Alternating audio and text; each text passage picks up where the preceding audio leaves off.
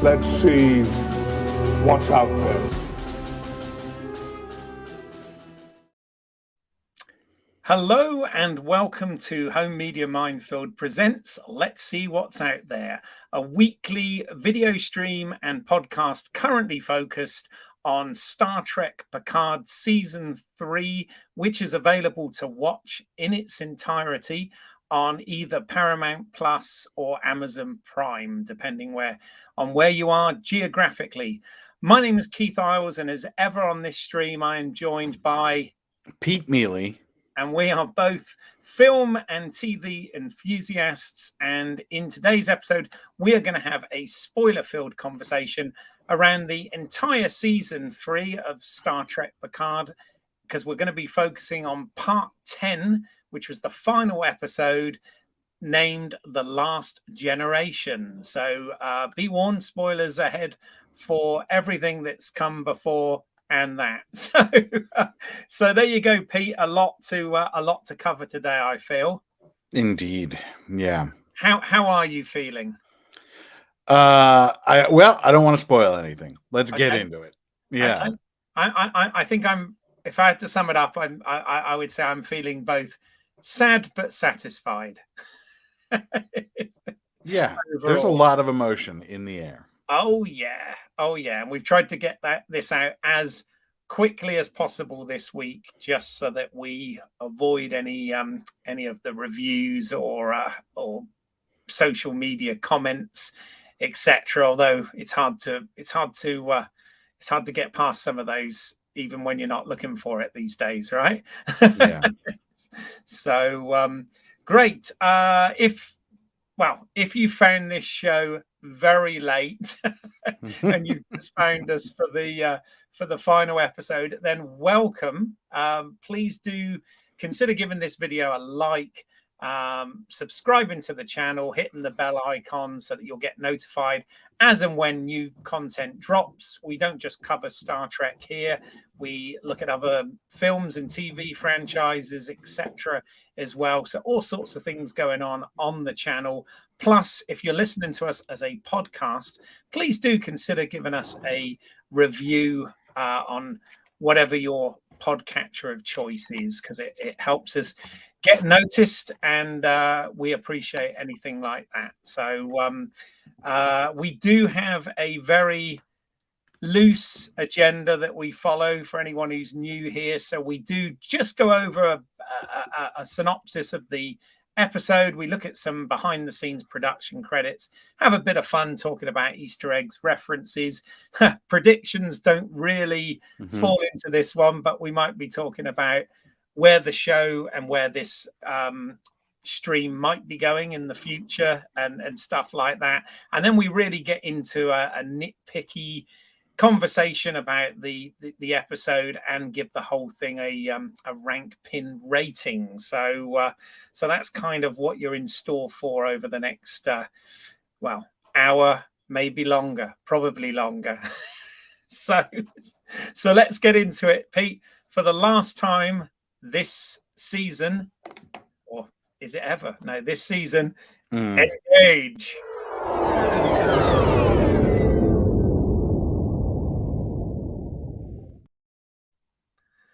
The Borg cube is hiding in Jupiter to broadcast its jacked up signal to the fleet. Seven and Raffi make transporter guns and shoot beam the Borg into the transporter room and retake the Titan. They realize that the Borg can't control the ship if they can't see it, so they cloak and run, uncloaking just long enough to try and disrupt the fleet. Meanwhile, back on the Enterprise, Federation President Chekhov is telling everyone how bad the situation is. Worf, Riker, and Picard beam onto the Borg cube to try and pull Jack out and stop the signal. Worf brings a knife to a gunfight because swords are fun. Picard finds Jack and the Borg Queen and hooks himself into the collective to pull Jack out. Jack doesn't want to leave the collective because he finally feels accepted, so Picard says he will stay with him. And that's the kind of acceptance Jack really needed, so they both unplug. Worf and Riker find the broadcast amplifier Data does the near impossible and flies the ship into the cube. They blow up the broadcast amplifier, which blows up the cube. And against all odds, the Enterprise is able to beam Picard, Jack, Riker, and Worf back. The day is saved. Everyone in Starfleet stops being Borg, and we pick up the pieces and keep moving. 1 year later, everyone is happy, healthy, and progressing. Jack is an ensign in Starfleet. Both his parents are admirals, and they drop him off at his new assignment, the Enterprise F, captained by 7 of 9, with First Officer Raffi and Jack as special counselor. The last round, one last round of poker and 10 forward, and we fade out on the friendship of the last generation. Yay. Hey, there you go. Oh, and a tear comes from the eye. Oh, have you talked about the post-credit stinger, though? Oh, my God. Okay, did you not watch? Did you not stick around? I swear, like, it just starts auto-playing, and it started going to something else. Right. In that case, we'll have some stuff to discuss there. But for anyone listening to the stream that hasn't watched the post credits, pause this, go watch the post credits, and come straight back. Are you kidding? I'm sorry, Pete. I'm going to spoil it. Are you kidding me? No. Why do they do that? Oh, they did a proper full-on Marvel mid-credit sequence, which I don't want to ruin it for you, but we're gonna. Unfortunately, one of my slides is gonna ruin it. I feel like I've really let everyone down, and I apologize. No, I feel like I'm gonna let you down because I'm gonna ruin it. I'm sorry. No. I'm wondering if while I'm going through the production credits, you can sneak off somewhere and watch it really quick. It's only like a minute long. Exactly what I'm doing. You could mute yourself and watch it while I'm talking about waffling on with the Make It So. Yeah, let's do that. Okay, time to make it so.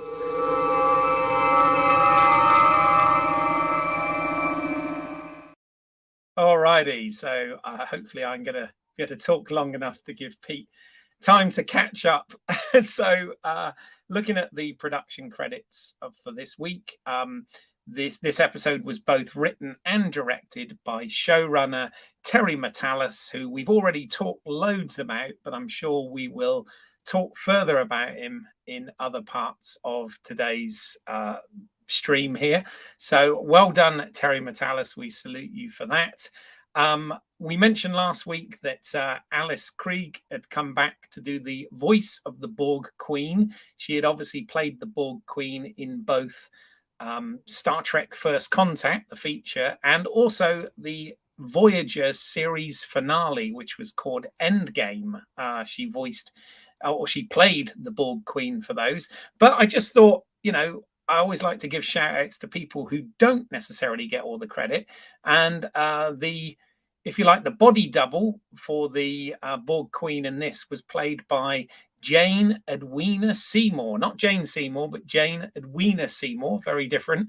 And I had a look, and there's a picture of what Jane looks like in real life. She is an actress who has had a fairly decent career and quite a lot of different theatre, film, and television credits to her name. Looking at some of her TV credits in recent years, she was in 10 episodes of the series Nova Vita, playing Dr. Perkins. She also appeared in the TV show You, playing slightly older punk lady in one episode. Also in the film Husband, Wife and Their Lover, playing Donna Joyce. Tomorrow playing Mildred, and here for these 2 episodes playing the physical version of the Borg Queen. So there you go. I thought I'd, as I said, we tend to talk about people behind the scenes or the less known credited.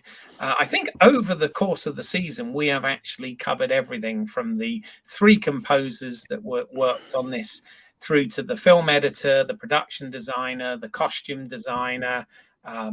All of the writers have got credit at some point here, as well as the various directors. So, I think we've covered and hopefully done everybody proud. But that is this week's look at the behind the scenes. So, Pete, did you get all caught up? Yeah. Good. Just as well, because I think something from that is going to crop up in an Easter egg. Yeah, just a bit. Just a bit. So, as I said, spoilers, you have been warned, but now it is time to have a little drink and enjoy some tea, Earl Grey, hot.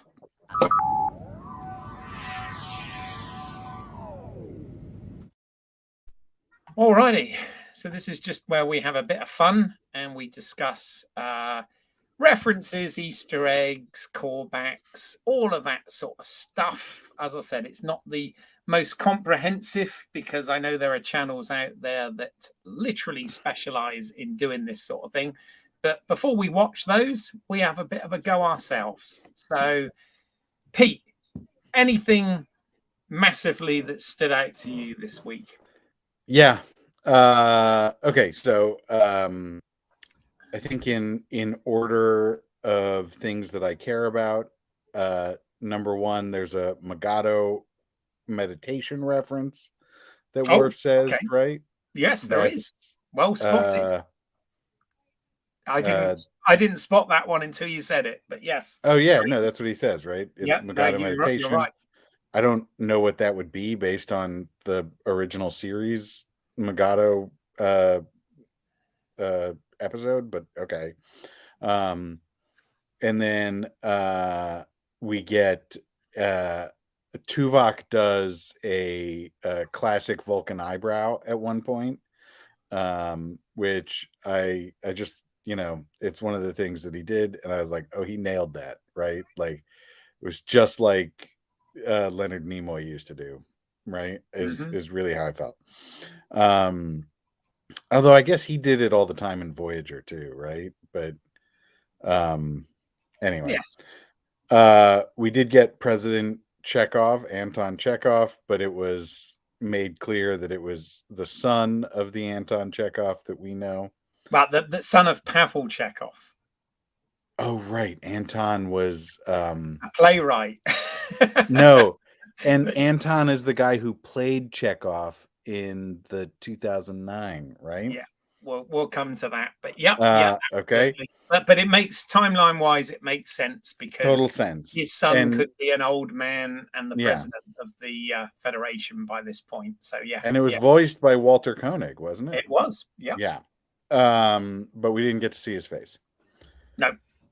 And then the one line. Oh no, I guess sorry, I didn't write this one down, but now I'm remembering. There is a reference to the Naked Now episode when Data tries to say the limerick that he learned during that episode. Well done. Yeah, I'd missed that one, but yes. There was once a lady from Venus or whatever, right? Yeah. Yes. There once was a lady from Venus. Yeah. And gets stopped right there. I guess and then the one line that I audibly gasped at was when LaForge is leaving the bridge. He says, "She has always taken good care of us." And I did have to go back and rewatch the scene with McCoy from Encounter at Farpoint. Yeah. Because I was like, oh my gosh, they said the exact same line, but it's not the exact same line. It's close though, isn't it? It is very, very close. Yeah. It is very, very close because McCoy in Encounter at Farpoint says, treat her like a lady and she'll always bring you home. Yes. But that line was the most sentimental moment of the episode for me. Yeah. Uh, No, agreed. yeah. And also, I did like the fact as well. Riker says, "I do miss that voice," and obviously, it's the voice. Oh yeah, it was Barrett, Joe Barrett. Yeah. So yeah. Yeah. I agree. Nice. Any others? That's what I got. And to be honest, that the one about the ship is really hitting me hard. Yeah. No, I'm good. You got a lot of ones, or you've mentioned a lot of ones that I haven't put on a slide or anything here. So. Oh, and then there's a Q shows up. Yes. Which I obviously knew. Yes. No, we'll get to that. But yeah, so you've already mentioned this first one. Yes. Anton Chekhov, which of course, many would say is the Russian author or whatever, but I actually felt that it was more of a tribute to Anton Yeltsin, who obviously played Chekhov in the reboot films and sadly passed in 2016, pretty young, which was a great shame. So I thought it was kind of nice to pay tribute here to him. I don't know whether you also noticed, but before the episode started, we actually got a episode specific intro.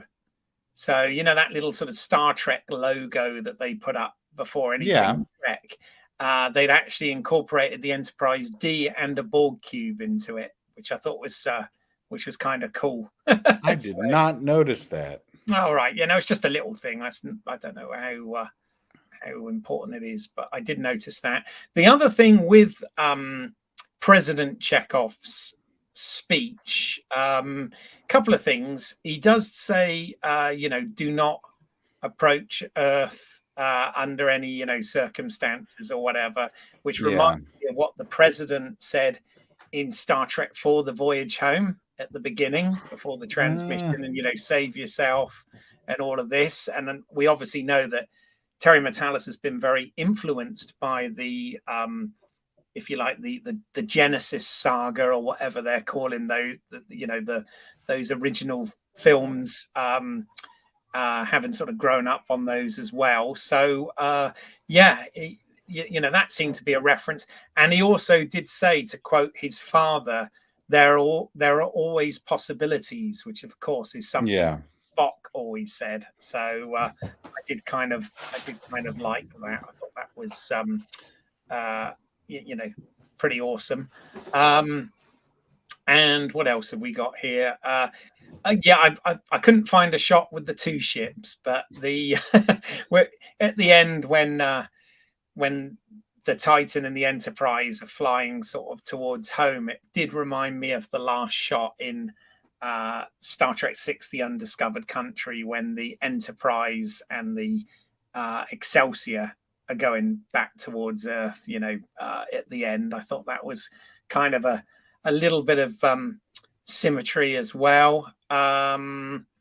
What else did we get in there? Obviously, right. Okay, so here's where I'm going to kind of defend one of my speculations that wasn't correct as such, or it wasn't blatantly correct. But the Borg Queen does reference that there was no collective left. Right now, this couldn't be referring to First Contact, because obviously in Star Trek First Contact, we see that the Borg cube actually gets destroyed before they release the sphere that goes into the past to First Contact time. But this is clearly the Borg cube and the Queen from the end of Voyager's Endgame, where they give a pathogen to the Borg collective. Sort of an alternative future Janeway goes and infects the Borg with the help of the regular Voyager crew. So even though we didn't see Admiral Janeway, and my theory about Seven of Nine reaching out and all of this to her was incorrect, and I kind of understand the reasons why as well. I still do think I'm a little bit right in the fact that we're talking about the Borg being infected by the pathogen that future Janeway introduced into the collective. I don't know whether you did. I did actually go back and watch Endgame, by the way, which is uncanny because the future parts of Endgame take place around the same time period as this episode of Picard. Yeah. So so I did go back and sort of rewatch that to see if my theory held any water whatsoever, and I would still argue that it does a little bit.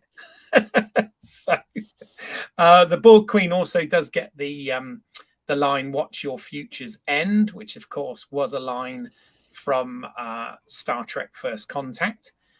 We also get, talking of lines, we get Worf say, today is a good day to die, which obviously is a line that he says quite often.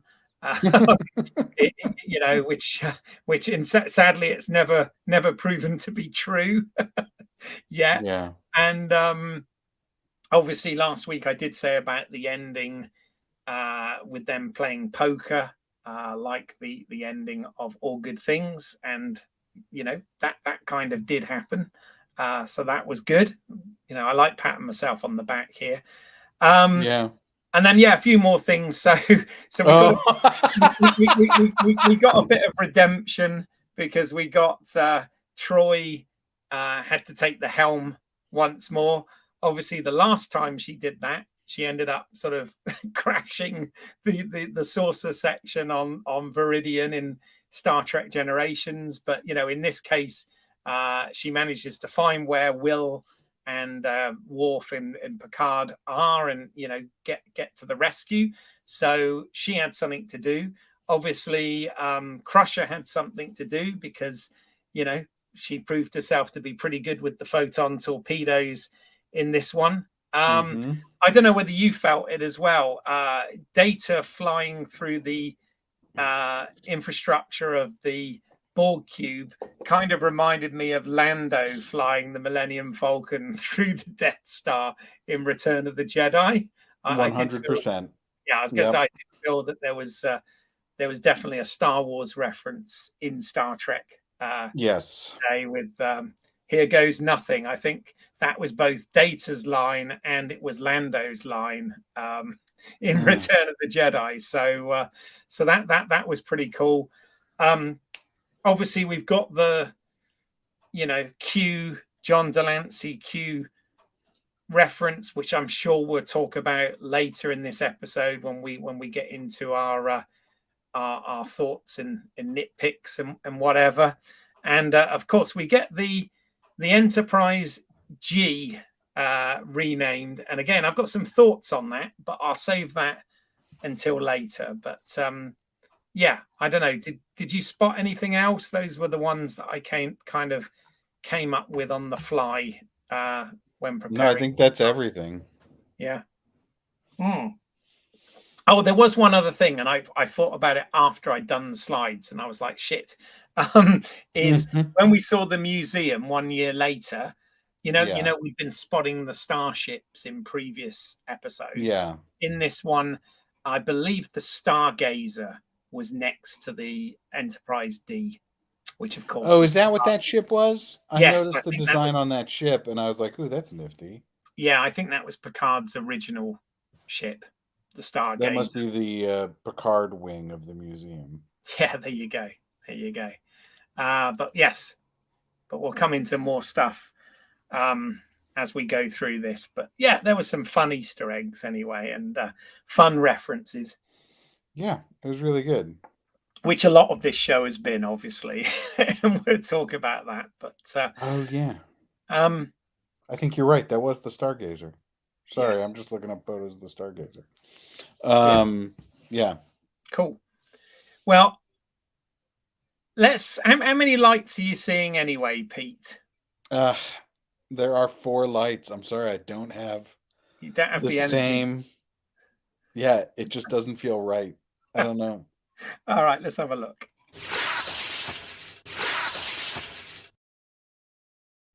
All right, so I know it doesn't. This is where we normally speculate the next episode, which of course we can't, because this is I feel a definite end. However, so I will say first that when Rafi had the line of like, look at us, a pirate, a spy, and a thief, all in command of a starship, and I was like, oh, I want to watch that series. Like, that's a good series, or a good premise at least. Yeah. And then now, having seen the post-credit sequence with Q, I feel like they're hinting that that's out there. Yes. Well, I mean, I did listen to the Investigates McFadden. Oh yeah. The podcast that you sent me, and a really, really interesting interview with showrunner Terry Matalis. Yeah. And I know he's been talking about the idea of, as they're calling it, Star Trek Legacy, which is continuing this story, in the 25th century with that potential crew, which of course would now be the crew of the, USS Enterprise G. Yeah. I have to say, I thought they sort of missed a trick a little bit. When we jump, and again, I'm jumping ahead here a little bit, but when they jumped in the timeline and it said 1 year later, and Admiral Crusher and Admiral Picard were taking Jack to his first commission, and they were saying about there was going to be a surprise, I actually thought they were going to name the ship the USS Picard. And I thought to myself, that would be an easy way to carry on the season with Star Trek Picard being the title. Oh, like Voyager and Enterprise and whatever, you know what I mean? But yeah. But I hear the plan is to call it, if it happens, to call it Star Trek Legacy, with this crew, which obviously would be 7 of 9 in command, with First Officer Raffi and ensigns Crusher and LaForge. Yeah, if it all went, great crew. Yeah, well, I mean, I'm particularly pleased actually for Jerry Ryan, because when you think about it, this show is obviously about the next generation.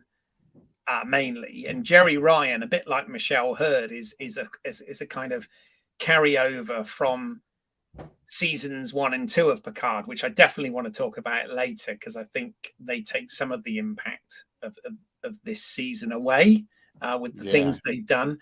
But both Michelle Hurd and Jerry Ryan, I'm happy for both of them as actors, because I think they're both very good actors that when they're given something good to do, they deliver.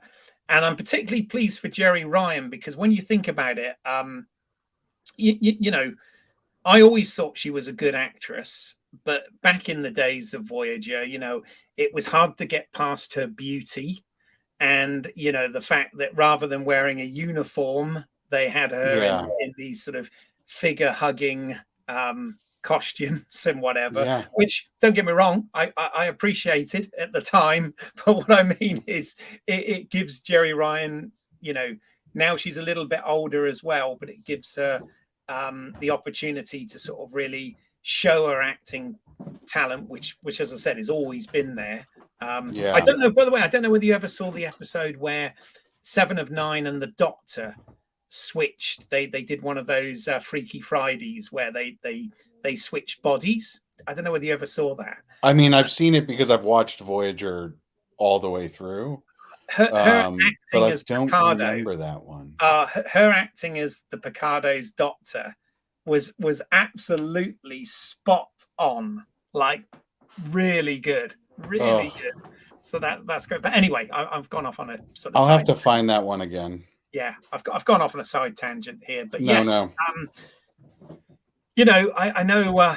As I said, I know Terry Matalas has sort of banged around this idea of Star Trek legacy, carrying on the voyages of the USS Enterprise, and obviously that was kind of what was set up in that post Marvel-esque post credit scene, wasn't it? So yeah, absolutely. Hmm. And I, for all my frustrations with later Trek, I still want to see that, Let's Well, give I that think these characters are all good. I mean, yeah, the four we're talking about that would be, if you like, I guess the leads in this show. Jerry Ryan, Michelle Hurd, Ed Spielers, and what's her name? The Ashley Sharp Chestnut, I believe, Yeah. who plays Ensign LaForge. What a great start, and then you add some new characters, a new doctor, a new helms person, and a new scientist, whatever the other Yeah. characters are, and Lexwana Troy is Beverly Crusher, in this one, right? Which would be great. Worf could be reoccurring. Well, popping around. any of them could come back, right? Any of Yeah. them could come back. This is the good thing. But anyway, I feel like we are entering into line drawn territory. So the line must be drawn here.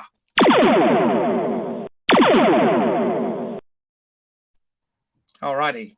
This is where we talk about what we really thought Yeah. of this week's episode, and nitpicks, and or for the season, in fact, I suppose. But I know I talk a lot, so you go first. All right. My minor nitpicks are: 1, Picard's receiver doesn't work the only time when we actually really kind of want it to work, right? Or another way to think about that is that, Picard literally has the receiver DNA in him and has been a Borg, but doesn't turn into one. Similarly with 7 of 9, it just feels a little wonky to me. Also, Jurati Borg are just entirely forgotten in this whole thing, which I don't know. It seems really weird. And I think that, those are 2 minor nitpicks, but I'm going to be negative for a little bit here, but there's nothing wrong with that. It's all discussion. Nothing's perfect. So yeah, negative away. And so I think that while I do want to respect this season and all that it's done, I really was left annoyed that they were so close to good. And yet there's so many things they didn't do. And so I guess I feel somewhat ungrateful saying that. And so I feel like I should just shut up and say hey, you know what? We got some good Star Trek, and that's that's a really good thing. And 10 years ago, if you told me that there was going to be a new mediocre Star Trek season with the cast of The Next Generation, I would have been ecstatic. And so that's a backhanded compliment if ever I heard one. Sorry, I love it. But yeah, right. I guess what I'm saying is that I feel bad that I wanted so much more out of this. Right. Okay. So much of this felt like a first draft. And I feel like that's a complaint that I've been making about a lot of Star Trek. But and so I just need to shut up and accept it. But I will say that one thing that this episode made me do, and maybe this season made me do a lot more of, is go back and rewatch other episodes of Star Trek. Yes. Including, I went back and rewatched The Naked Now. Right, okay. Hence why you picked up on that line. Yeah. Well, no, I picked up on the line first, and then Okay. was and then I was I had just rewatched. I went back and rewatched Encounter at Farpoint too, Right. because of that line. And then I was like, oh, The Naked Now is the next episode. And so I was like, let's go. And I also was very much like, I remember the first season of Next Generation, apart from Encounter at Farpoint, as being mostly terrible. Yes. Right. Yeah. No, you're right. You're not wrong. And so I was like, well, let me watch The Naked Now and compare it to Picard. Right. Because I think some of the things that we hate about the Naked Now are it also boils down to writing. Yeah. And I guess something that I saw is that, the writing in Naked Now is somewhat simplistic, if that's the word. Well, But I mean, without going too far off tangent, but I know that a lot of the first couple of seasons of Next Gen, there was sort of two things going on. I believe halfway through the first season into the second season, there was a writers' strike in the US, the WGA. So they had to recycle scripts that they'd had written for Star Trek Phase 2, which was Roddenberry's project before the motion picture got greenlit, as it were. And also, and it's kind of a blasphemous thing to say, I guess, in some respects, but a lot of people say that a lot of the problem was Gene Roddenberry. Because it was really only come the sort of third season that the reins were sort of properly handed over to Rick Berman and some of the other writing team and whatever. That in the same way that Harve Bennett and Nicholas Meyer did sort of back with the movies back in the day, Roddenberry had a lot of control over the motion picture, but then, from Star Trek 2 onwards, there were a lot of things that bothered him about those films. But, those guys bought their views and conflict and whatever into it. So anyway, sorry, I sort of hope I didn't mean to derail what you were saying. I was just trying I think what you're saying plays into it, because it was like, the issues there were about like Roddenberry having an unclear idea of, or that's the wrong way to say it, right? But like Roddenberry having very set rules that couldn't be broken. And so then those constraints led to sub-quality episodes, right? But I think the difference here with Picard is that it feels like there was no rule they weren't willing to break, and nothing they weren't willing to throw away or try to explain away quickly with like an offhand line here or there. And that sort of lack of I guess I think of it as a lack of understanding of the reality or the world translates into an episode that feels sloppy in places to me.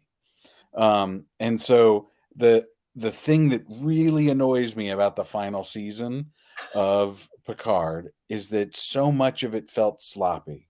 There is so many there are so many great things in this season and in this episode, and there were so many good moments. It just I guess I was hoping against hope that we would have another season series finale like All Good Things. Okay. Yeah, I've got on that point. Then I've got thoughts on that as well, because even though we've only sort of recently seen it, I've already thought loads about this while I've been running. and whatever, all these stupid things go through my head. But one of the things I was absolutely thinking about was so All Good Things, one could argue, was a absolutely perfect ending to the 10 next out of 10. generation. Again, written by Ron Moore and Brannon Braga, and definitely Ronald D. Moore being a huge fan of the Star Trek original series. When he came on to get involved in the Berman era of Star Trek, and so I'm making sure I get my brain so I phrase all of this correctly. So I was thinking about that. I was also thinking about the fact that for many, Star Trek Nemesis, which was okay, but it was an sort of unsatisfactory ending to the next gen. And it's funny because, with that was directed by Stuart Baird, who's a great director and editor for a lot of his films, but was not a Star Trek fan at all and didn't really know Star Trek. Yeah. And then I look at what we've got here, where Terry Matalas, especially having listened to the interviews and stuff now, so thank you for that. But Terry Matalas, who's the same generation as me for sure, grew up on the Star Trek movies, the same as me, and obviously the next gen, and is a big fan. And I felt like this was a series that was written by a fan for the fans. Yeah. And I think in terms of rounding off the next generation and that cast and crew, it was very satisfying without taking anything away from what All Good Things did. Apparently, I did hear another interview which came up after I listened to the one that you that you sent me, and he did say that like I've kept going on about Janeway or season, haven't I? And he did say apparently he did originally in his original draft for this, Janeway appeared. I think he said Harry Kim appeared. That there were a number of other characters, and he was told to rein it in a little bit because they were like. I think also he wanted Guinan at the end in the 10. Yeah, Guinan should have been there. Yeah, but of course they sort of, and we'll get to this about wasting things last season. They kind of wasted the Guinan thing last season, but he was told to rein it in somewhat just because of budget and schedule and all of this sort of thing. Like, for example, there's part of me, and I know we're talking about an alternate timeline, but part of me, as a big fan of All Good Things, I'd have kind of liked the Enterprise to have had that third nacelle. Oh, yeah. Like and silly things like that. But I understand exactly, things they did made sense. So I think I covered what I was thinking there. But what you were saying about the writing and the making it for the fans and stuff. So yes, I think one of the things that when I look at a lot of the speculation, because I'm thinking about a lot of the speculation that I had, and it was because of a lot of the things that were shown and set up in the previous episodes. And I think now looking back, those were purely Easter eggs, purely member berries, fan service, whatever you want to call them, showing those other ships. Whereas I guess I was reading into it that those ships were going to come into play in the finale here. And part of me would have kind of liked it if it did, but you know what? I'm not in any way dissatisfied with what we got, and I understand. Okay. I understand the making it about the next generation crew and kind of the restrictions that sorry, I'm wiping my nose. No. Sorry, the restrictions. I'm getting emotional. No, the restrictions that the production had as well. I think, but yeah. I guess okay. So maybe I am being overly greedy in my desires, but I would have loved to have seen. I would have loved to have seen, instead of having just the Titan cloaking in and out and trying to stop things, right? But like spend 5 minutes showing Janeway, Kim, Kieran Reese, right? Whoever you could pull up, going to the Starfleet Museum and taking control of the Defiant and other things, right? Yeah. And showing a more of a resistance, you know? Yes. Yeah. Which we know is And futile. Sorry. which we know is futile. Yeah. I also think that the Jack Crusher, I kept wanting him to be more active in what he was trying to do. But he's very passive through this whole thing. Like I kept expecting him to pull off a pirate's or a smuggler roguish twist at the end, right? Where I know it looks like he was doing it, but in fact, he subverted the Borg Queen's will, right? Instead, what we got was, a somewhat sentimental father's journey, son's journey, and it, again, like I'm willing to admit that I'm carrying a lot of parental baggage into any conversation.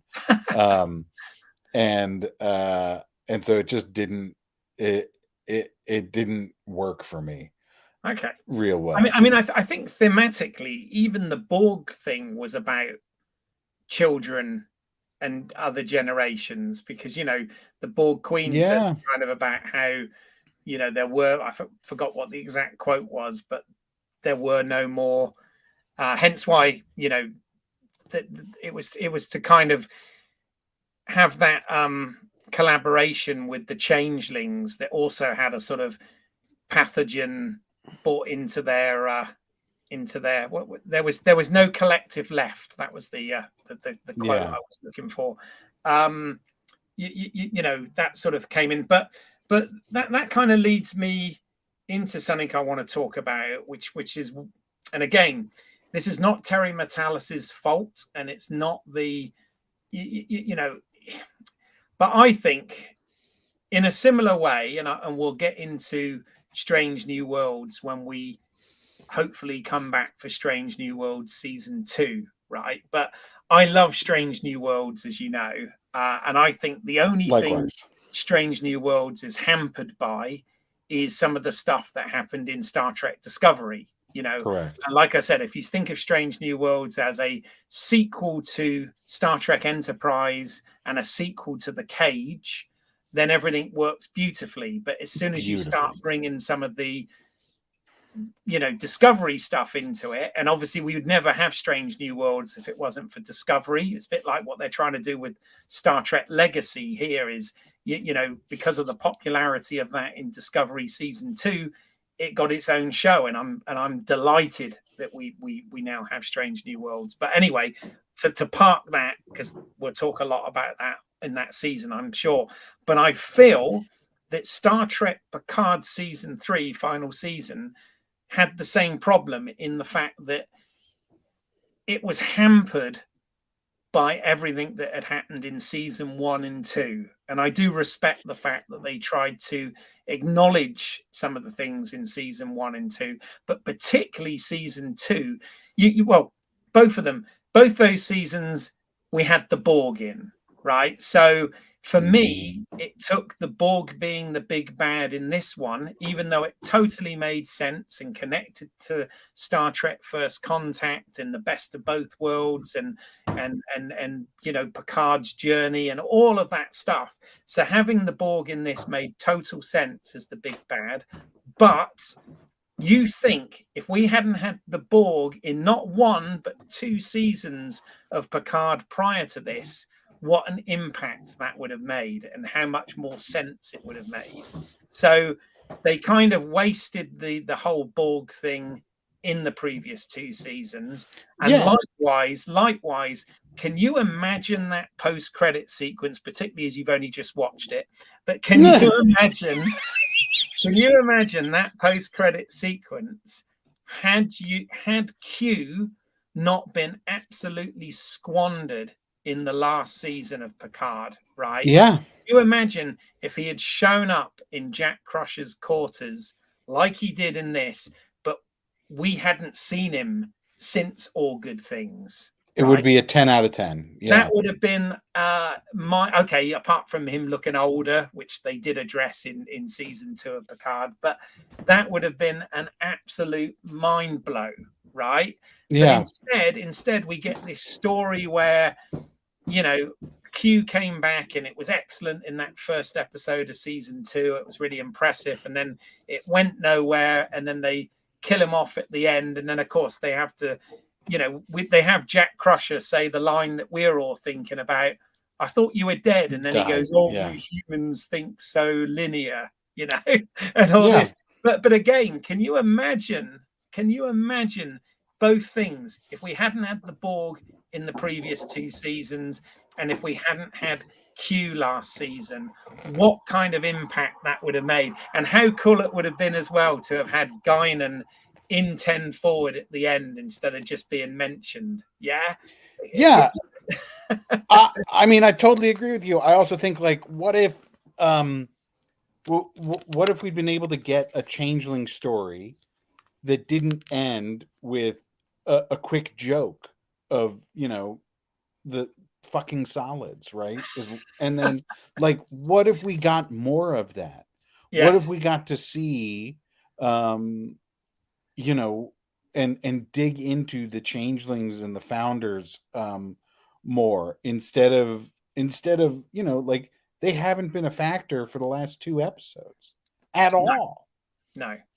I mean it's that sort of thing. I was really thinking about this, and I was thinking, because I'm glad there's a lot of things I'm pleased about. I'm pleased that they didn't kill any of the main crew off, because there was that kind of thing, is Picard going to die again? You know, at the end Worf got real close. Yes, yeah, they didn't, and I think that's respectful. And I think, had the Changelings ended up being the big bad in this, even though that's cool, the Changelings were really the big bad for Deep Space Nine, not for Next Gen. So again, I get it. Just as having the Enterprise D be the ship, kind of, again, references back, and sort of it all makes sense in the sort of scheme of what they were doing and the scheme of what they had to work with. Of course, the other thing, which I meant to put a slide of, and I totally forgot until after I'd done the slides, and I was like, damn, was oh God, what's the name? The character Laris, played by Paula Brady. Yeah. And the fact that obviously they carry her over from season 2 in the first episode of this. But in terms of a coda, particularly with, you know, jumping a year forward and everything like they did, we hear nothing more of Laris and Picard. And, you know, is he now with Beverly again? Bearing in mind that Jack had a picture of, you know, the 2 of them when he was unpacking, you know, all of that sort of stuff. So there were lots of loose ends from seasons 1 and 2 that didn't really get tied up here, but that's not what they were trying to do. I get that. The one thing I did like was they did reference the fact that in season 1, basically Picard was on his vineyard waiting to die before action came to him, before he got that call to action. And that sort of worked, I think. But again, all of the things, even Data coming back and all of this, you know, imagine if we hadn't have had that stuff in the previous seasons. You know, this would have had a lot more impact. Would have had a lot more impact. Yeah. Yeah. Yeah.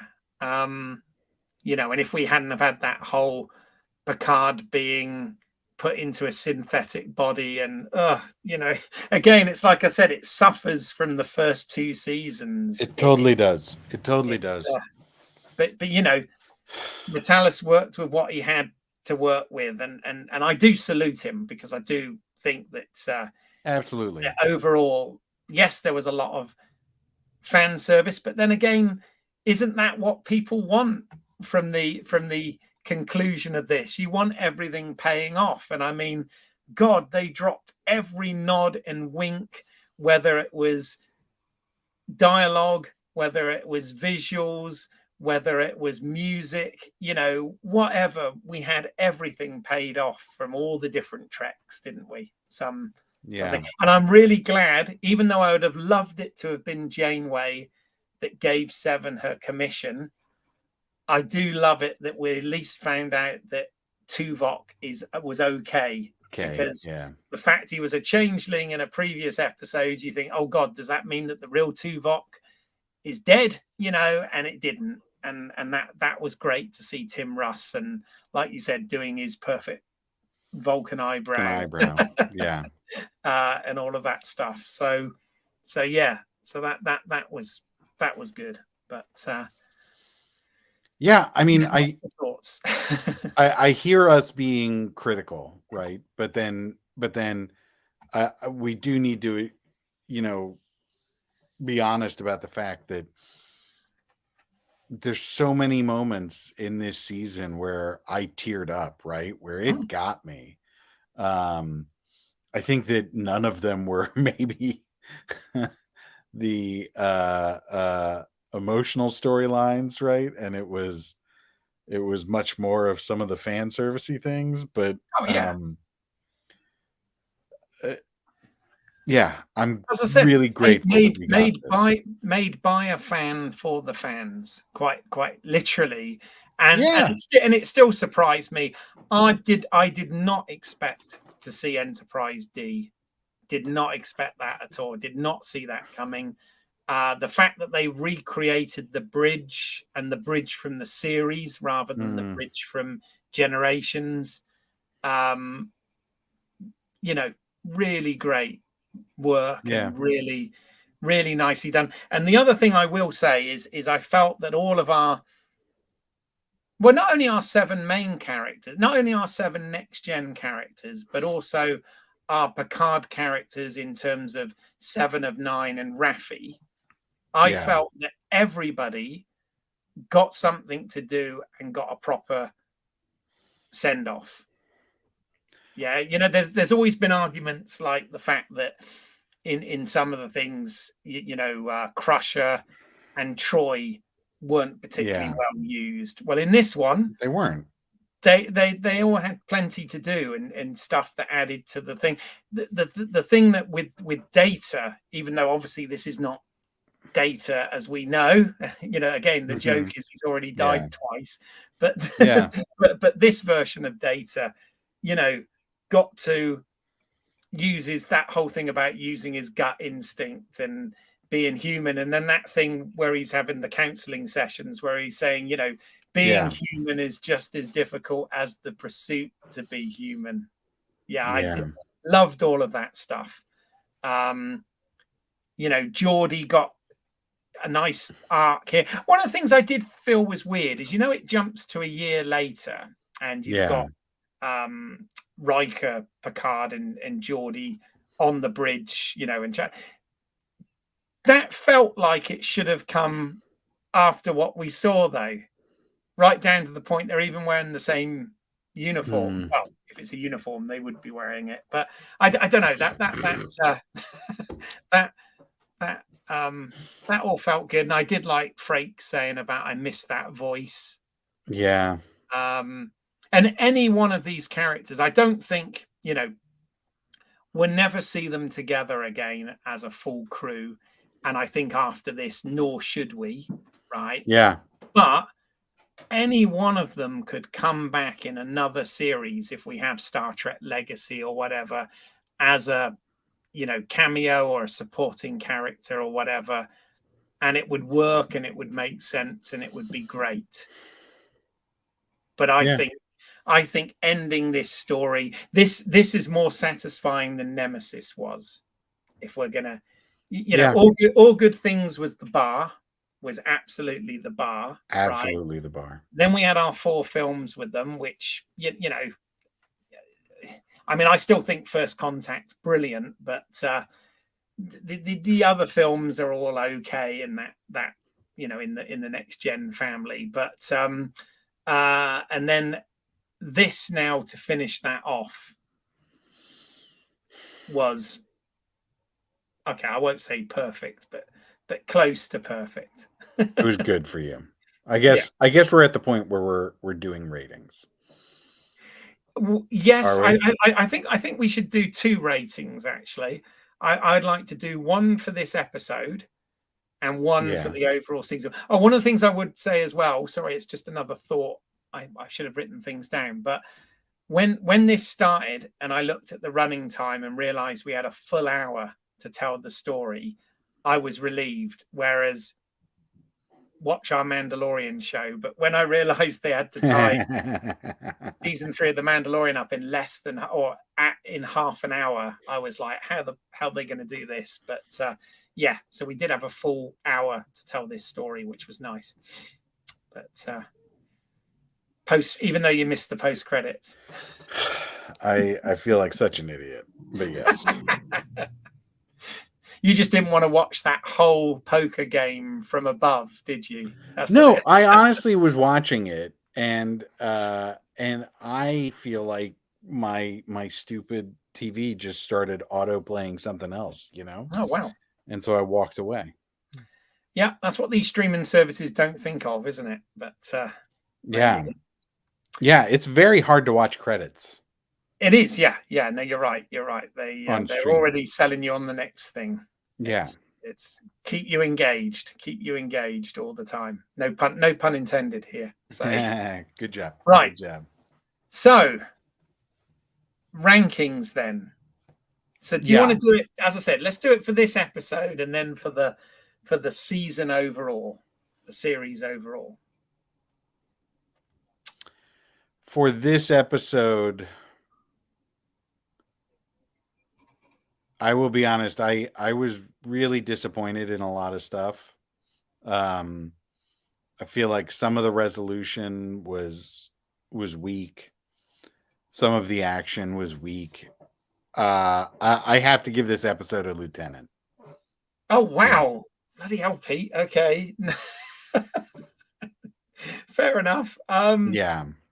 Okay. I mean, and what about the series then? Sorry, that's your episode as a lieutenant. That's my episode. What about Picard, the season overall? The season overall is a lieutenant commander for me because there's so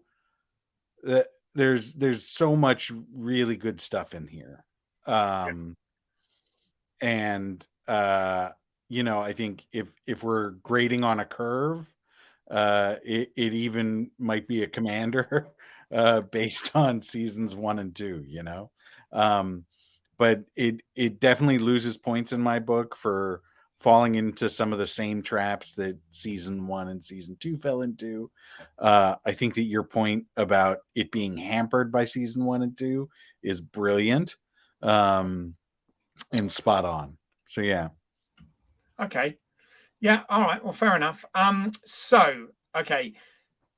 As you know, I had a lot of speculation and theories that I would have liked to have seen, you know, budget and time and budget aside, you know, and a lot of those things. But I think in terms of what this show is trying to do, and it even says so in the title here, The Last Generation, you know, tying up the next generation and, you know, hampered with seasons 1 and 2, which I do think, as I said, much as I think the same with Strange New Worlds and because of Discovery, you know, it's got its setbacks from the start. But yeah, I'm still going to give this episode a commander because I did enjoy it. I was emotional and I had a lot of fun, and those are the things. I was never good at statistics, Pete, so you'll have to forgive my math if this doesn't make any sense at all, but I'm going purely on emotion here. For the season, for the whole thing combined, I am going to give it a captain, because I just think,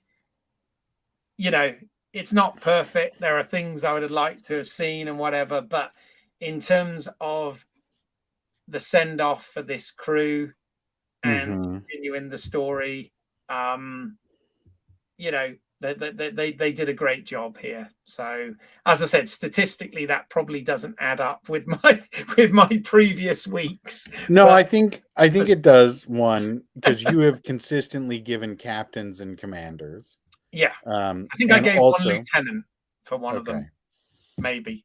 Yeah, I think. And I also, I also think that part of this is about the series as a whole is more than just the sum of its parts. Yeah.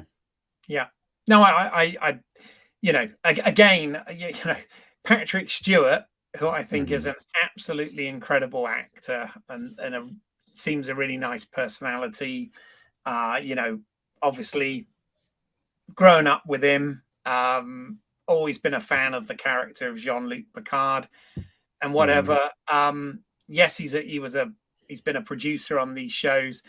And when the idea of Picard first came around, I know he was absolutely opposed to doing a, Next Generation season 8 or whatever you want to call it, or the next movie or whatever. He didn't want it to be on a starship with the old crew and all of this sort of thing. And sorry, he was wrong, wasn't he? He was. I think what they were trying to do with the first couple of seasons in concept was interesting, but in execution didn't really work. And and I love he did get to do some Shakespeare at the end of this episode, didn't he? In 10 Forward, which I thought was fitting and nice to see. And it was so good to see them all having fun playing that poker game, which did come full circle, because if you remember, in All Good Things, which, as I said, chef's kiss, perfection, all good things, but in that he joins the poker game for the first time, and they say that he was always welcome and that he should have done it sooner. And I just love the fact that now it's a staple of what they all do when they get together. And now they're able to do it with, Beverly, who they'd not seen for years, with Data, who obviously was dead, but with a version of Data, an evolved version of Data, and with them all around the table. So I just thought that was fantastic. As I said, they should have just had Guinan and Whoopi Goldberg at the bar, would have sorted that instead of wasting her last season. But anyway, done that to death, I think. But anything else you can add about this episode? Got a little bit more about other things coming up, but anything? Oh yeah, I was wondering if we were going to talk about that. Yes. So, okay. What's next for both Star Trek and potentially for this live stream, video stream, vodcast, whatever you want to call it? Comments would be very welcome as to what you want us to do and whether you want us to carry on. I don't think there's many people out there watching this or listening to this, sadly. But anyway, as Pete said all along, when I approached you, Pete, about doing this in the first place, and you said, hell, we'd be talking about this anyway, right? So why not record it for posterity and chronicle it? So why not? But we've got 15th of June, Strange New Worlds season 2 is coming to the screens. Obviously, season 1, we did a recap of the whole season, but because Paramount Plus wasn't launched here in the UK at that point, we weren't able to do it episode by episode.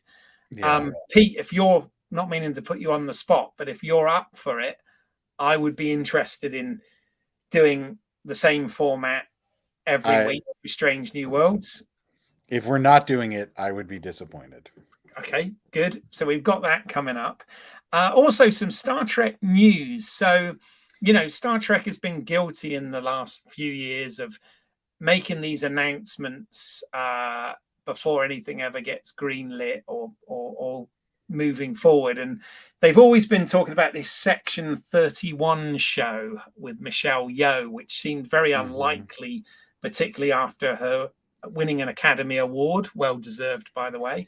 But it has been announced this week that there is going to be a Section 31 event movie, which is going to be a streaming movie covering this. What are your thoughts on that, Pete? We haven't talked about this at all. How do you feel? I love it. I can't wait. 31 event movie, yeah? Yeah. I am so into this. Yeah, I can't wait to watch it. Yeah. Well, I mean, it's kind of, it's that nice middle ground between having a another Star Trek theatrical movie or having a full series, which I think Section 31 would be pushed to do. And I kind of like the compromise here that we're going to get a streaming movie of this starring Michelle Yeoh, which is amazing. Not sure when in the timeline this is going to be set, because obviously some fairly complicated things have happened with Michelle Yeoh, Philippa Georgiou, her character, mirror Philippa Georgiou, Yeah. and her joining Section 31. So, whereabouts it's going to take place in the timeline, or whether it's going to travel the timeline, I guess we'll wait and see. But I'm excited about this. I like Michelle Yeoh. I like the character of Philippa Georgiou, and totally. And despite some of the things, I do have some issues with Section 31 itself being, going from this secret covert organization to everybody knowing about it. But yeah, that's me nitpicking. I'm more excited about this than I am the idea of a Starfleet Academy show, which is the other one that's been announced, that I'm not really sure if that's going to be for me or not yet. Yeah, I mean, I'm going to be watching them. I will say, I think I've said to you, I don't know if I said it on this podcast, but my friend worked on Section 31. Oh, okay. When it was going to be a TV series. Ah, okay. And so I am, maybe part of the problem, if I'm going to be honest, is that I've been critical of a lot of Trek writing. And my friend is a writer on Section 31, the movie. How to Make Friends. Yeah. And so I am looking forward to, being able to say, see, this is good writing. And I know the guy who did it. Yeah. So I'm really looking forward to Section 31, the movie. And yeah, I think that, the Starfleet Academy thing, yeah, I think that could be a lot of fun too. Because of, the Tom Paris, right? It wasn't Tom Paris in The Next Generation, right? It was the character had a different name. Right? Yes, yeah. In that Wesley episode. Yes. Lacrano or Lacaro or something. Yeah. So played by Robert Duncan McNeil. Yes. Yeah. And so I think that type of story could be very, very interesting. I think it was Nick Lacaro. That sounds right. Something like that. But yeah. Yeah. So I'm all in favor. Okay. Yeah. I mean, this whole thing, has been battered around since the late 80s, because it was going to be post Star Trek 5 at one point. Yeah. And so it's not a new idea by any means, but yeah, I don't know. We'll see. It has got potential. I'm really looking forward to Strange New Worlds. By the way, I will be putting on the channel at some point a brief nice, sort of review of the Blu-ray the home media edition. Some really nice bonus features on this, actually. So I was quite pleased with that. Yes, yeah. Oh, I can't wait to watch the video and find out about them. Yeah. So Plug. Yeah, there you go. Looking forward to that. But have you got anything else to add, Pete? No, I think we have. You've given me the opportunity to say all the things I want to say. Okay. I'm sure there'll be more that we'll think of afterwards, but that's always the way. But for now, let's open a channel.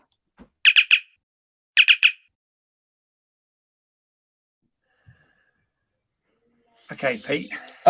So if you're watching the live stream, please engage on the podcast, LSWOT cast on all good podcasting apps, and social medias.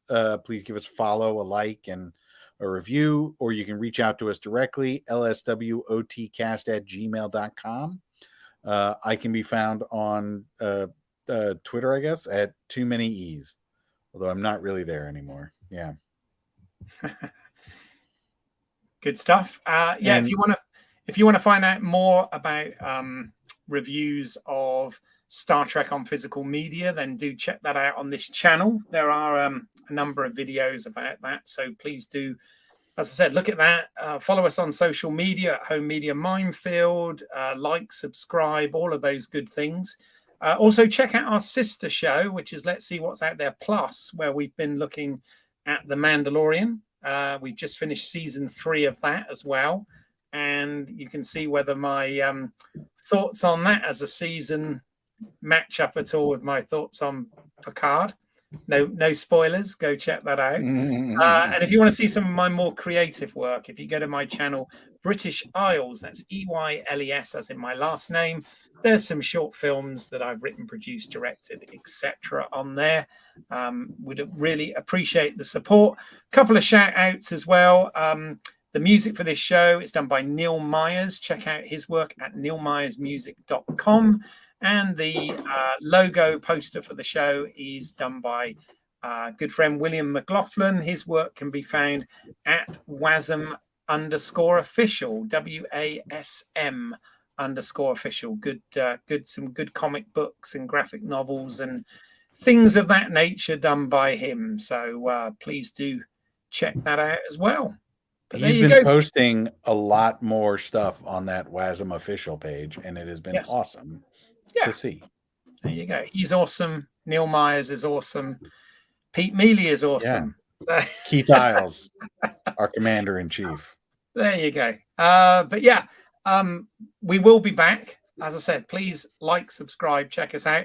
And we will see you at some point in the future on Let's See What's Out There. Bye for now.